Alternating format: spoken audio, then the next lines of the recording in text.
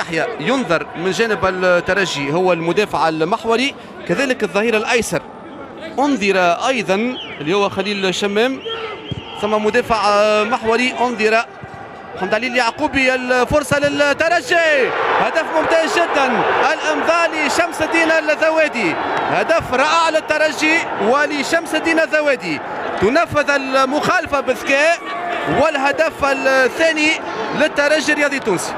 اذا مباراة ما نجموش نتمناو خير من هكا. الى حد الان 3 اهداف، شمس الدين الزوادي يغالط الحارس عاطف التخيلي.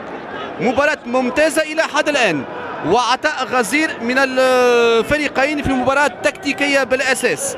اذا 3 اهداف الى حد الان في هذه الفترة الاولى، وكل فريق يلعب حظوظه كاملة، وشمس الدين الزوادي صاحب الهدف الثاني من جانب الترجي الرياضي